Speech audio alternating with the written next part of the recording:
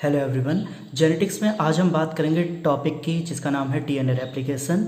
DNA replication आपका cell cycle की S phase में होता है और डीएनए रेप्लिकेशन की जो डायरेक्शन होती है वो आपका 5th प्राइम से 3rd प्राइम डायरेक्शन होती है। सेल साइकिल जब हम पढ़ते हैं तो जीवन में हम एक क्रोमोसोम को एक सिंगल क्रोमेटिड का बना हुआ दिखाते हैं और एस फेज कंप्लीट होने के बाद वो सिंगल क्रोमेटिड आपका डबल क्रोमेटिड में कन्वर्ट हो जाता है। मींस एक क्रोमोसोम आपका एस फेज के एंड में 2 क्रोमेटिड का बन जाता है due to DNA replication. DNA replication के 3 अलग अलग मॉडल आपके प्रपोज हुए थे, semi-conservative, conservative and dispersive model.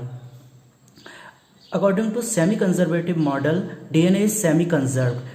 ये आपका पेरेंटल डीएनए है, ये आपके ओल्ड स्ट्रैंड है दोनों, या मदर स्ट्रैंड है।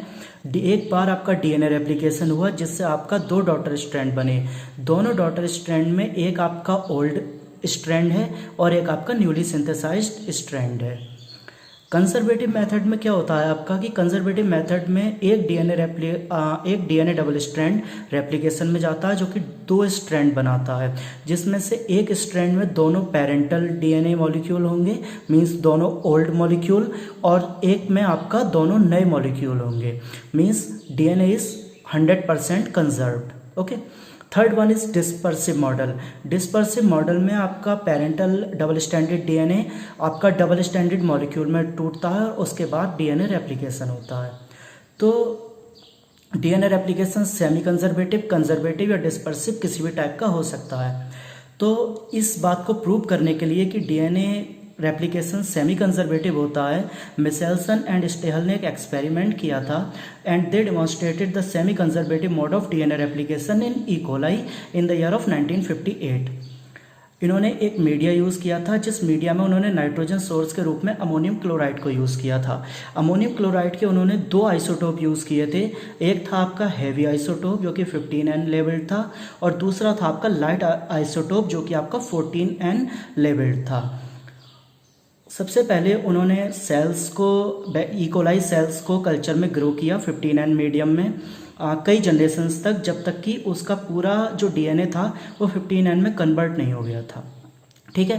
तो सबसे पहले जब उन्होंने 15N मीडिया में ग्रो की हुई सेल से डीएनए निकालकर उसको सेंट्रीफ्यूज किया CaCl सीजियम क्लोराइड में, तो उनको हैवी बैंड मिले। मीन्स जो डेंसिटी थी वो बहुत ज़्यादा थी और डीएनए का बैंड ट्यूब में बहुत नीचे आया। उसके बाद इन कुछ सेलों को उन्होंने निकालकर एक जनरेशन तक 14N मीडियम में ग्रो किया। 14N मीडियम में ग्रो करने के बाद अगर semi conservative mode of DNA replication होता है तो एक आपका न्यू स्ट्रैंड और एक आपका ओल्ड स्ट्रैंड बनेगा। ठीक है। तो ये 2 डॉटर मॉलिक्यूल बने आपके, दोनों में एक आपका पेरेंटल स्ट्रैंड है और एक मीन्स ओल्ड स्ट्रैंड और एक आपका न्यू स्ट्रैंड है, means 15N 14N 15N 14N। तो यहाँ पर एक हाइब्रिड बैंड बना जो कि आपका हैवी बैंड से थोड़ा सा ऊपर बना 15N 14N। उसके बाद उन्होंने एक और जनरेशन के लिए आपका इसको 14N मीडियम में ग्रो किया। तो इसमें आपका फिर से रेप्लिकेशन हुआ और इसमें 2 तरीके के मॉलिक्यूल बने, एक आपका हाइब्रिड था और एक आपका डॉटर टाइप का था, मीन्स 14N 14N। तो यहाँ पर जब इसको सेंट्रीफ्यूज किया तो 2 टाइप के आपके मॉलिक्यूल बने, एक आपका हाइब्रिड आया जो कि 15N 14N था और एक आपका लाइट बैंड आया जो कि 14N 14N था। तो ये एक्सपेरिमेंट आपका प्रूव करता है कि डीएनए रेप्लिकेशन सेमी कंजर्वेटिव होता है। सोचिए अगर डीएनए रेप्लिकेशन कंजर्वेटिव होता तब क्या होता। एक जनरेशन 15N में ग्रो करते तब आपका हैवी बैंड आता, सेकंड जनरेशन पर आप 14N में ग्रो करते उसको तो आपका ये 15N हैवी बैंड आता और ये आपका लाइट बैंड आता। यहाँ कहीं भी हाइब्रिड बैंड नहीं बनता जैसा कि इस केस में बना है। आप यहाँ देख सकते हैं कि अगर डीएनए रेप्लिकेशन सेमी कंजर्वेटिव है तो हाइब्रिड बैंड बना है आपका 14N मीडियम में ग्रो करने के बाद, जो कि आपका कंजर्वेटिव मोड में नहीं बनेगा। Next thing is conservative mode में 50 हैवी बैंड एक जनरेशन में अगर है तो दूसरी जनरेशन में भी हैवी बैंड आया और तीसरी जनरेशन में भी हैवी बैंड आएगा, जबकि सेमी कंजर्वेटिव मोड में एक जनरेशन में हैवी बैंड आने के बाद दूसरी और तीसरी किसी भी जनरेशन में हैवी बैंड नहीं आएगा। यहाँ पर हाइब्रिड बैंड और लाइट बैंड आएंगे। यहाँ पर आपका हाइब्रिड बैंड नहीं आएगा कंजर्वेटिव में, यहाँ पर आपका लाइट बैंड और आपका हैवी बैंड आएंगे। अब हम आगे बढ़ते हैं। replicon and origin of replication. Replicon means the unit of DNA replication is known as replicon. तो DNA replication की जो यूनिट होती है उसको हम replicon बोलते हैं। दो तरीके के ऑर्गेनिज्म होते हैं, यूकैरियोट और प्रोकैरियोट। यूकैरियोट में आपका जो आपका जो रेप्लिकॉन होता है प्रोकैरियोट में वो आपका सर्कुलर होता है, जबकि यूकैरियोट में ये आपका लिनियर होता है। जैसे कि आप जानते हैं कि यूकैरियोटिक क्रोमोसोम आपका लिनियर स्ट्रक्चर होते हैं। दूसरी तरफ प्रोकैरियोटिक रेप्लिकॉन में आपका एक सिंगल ऑरिजिन ऑफ रेप्लिकेशन होता है, जबकि यूकैरियोटिक आपका रेप्लिकॉन में बहुत सारे ऑरिजिन ऑफ रेप्लिकेशन होते हैं। ऑरिजिन ऑफ रेप्लिकेशन वो साइट है जहाँ से डीएनए रेप्लिकेशन स्टार्ट होता है। डीएनए रेप्लिकेशन एक स्पेसिफिक साइट से स्टार्ट होता है जिसको हम ऑरिजिन ऑफ रेप्लिकेशन कहते हैं, जो आपका प्रोकैरियोट में 1 होती है और यूकैरियोट में बहुत सारी होती हैं। अब हम बात करते हैं ई कोलाई की। ई कोलाई में आपका सर्कुलर क्रोमोसोम होता है, जैसे मैंने बताया था कि प्रोकैरियोट में आपका सर्कुलर क्रोमोसोम होता है, तो ई कोलाई आपका प्रोकैरियोटिक ऑर्गेनिज्म है। इसमें एक यूनिक ओरिजिन होता है जिसको हम ओरिसी बोलते हैं। इसमें आपका बाई डायरेक्शनल रेप्लिकेशन होता है और इसका जो जेनेटिक मटेरियल होता है वो आपका 4.6 मेगाबेस पेयर का होता है। ये जो स्ट्रक्चर हमने यहाँ पर बनाया है ये है आपका ओरिजिन ऑफ रेप्लिकेशन का। ये इस स्ट्रक्चर जो हमने यहाँ ओरी दिखाया है इसको हमने यहाँ पर ब्रॉड कर दिया है, ठीक है। तो ऑरिजिन ऑफ रेप्लिकेशन जो आपकी ई कोलाई में होती है वो 245 बेस पेयर की होती है, जो कि आपका सिस एक्टिंग नेचर का होता है। यहाँ पर आपके अलग अलग टाइप के सीक्वेंसेस पाए जाते हैं। एक तरह के सीक्वेंस होते हैं जिनको हम बोलते हैं 13 बेस पेयर सीक्वेंसेस। इसकी 3 कॉपी होती हैं और ये आपका मेल्टिंग साइट है जो कि आपका 80 रिच होती है। दूसरी तरफ 9 बेस पेयर सीक्वेंसेस होते हैं जिनकी 5 कॉपी अवेलेबल होती हैं, जो कि आपका डिस्पर्स्ड होते हैं। मीन्स 2 आप देख रहे हैं इस डायरेक्शन में है, बाकी 3 आपका अपोजिट डायरेक्शन में है, जबकि 13 मर आपकी सेम डायरेक्शन में यूनिट्स होती हैं। इसके अलावा इसमें 11 कॉपीज आपकी गेटेक्स सीक्वेंसेस की होती हैं, 5th prime GATC 3rd prime. इन 11 कॉपीज पर आपका मिथाइलेशन होता है एडेनिन की N6 पोजीशन पर, ठीक है।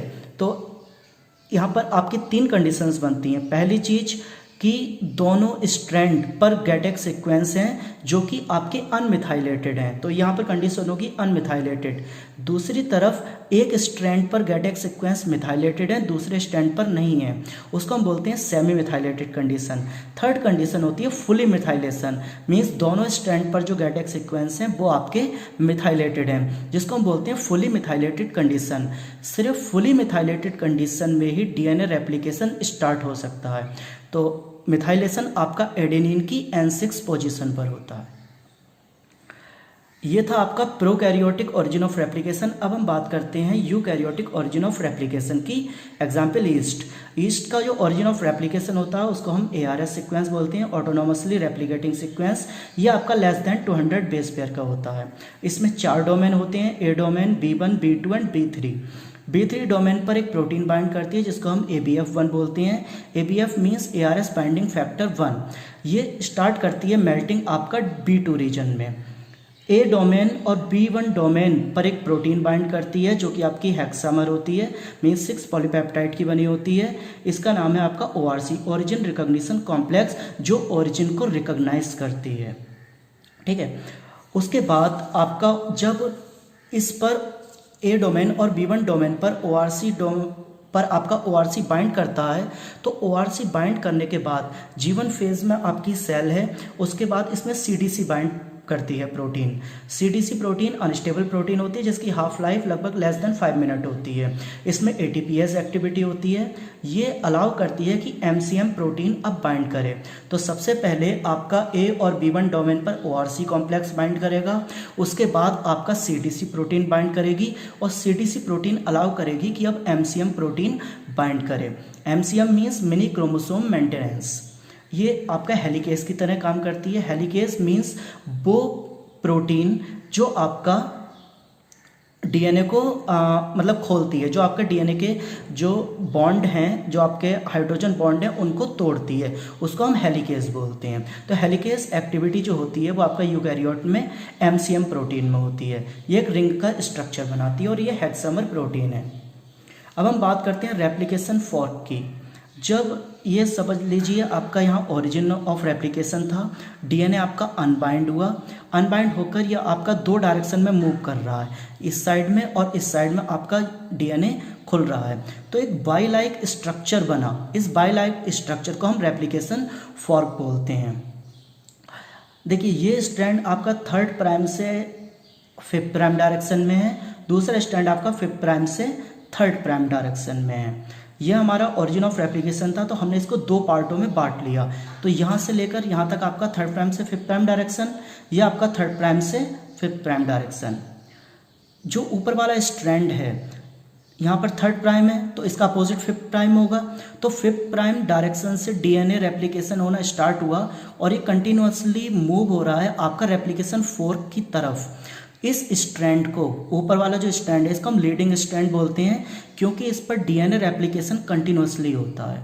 दूसरी तरफ इसके अपोजिट एंड पर, जैसा मैंने शुरू में ही बोला था कि डीएनए रेप्लिकेशन 5th प्राइम से 3rd प्राइम डायरेक्शन में होता है।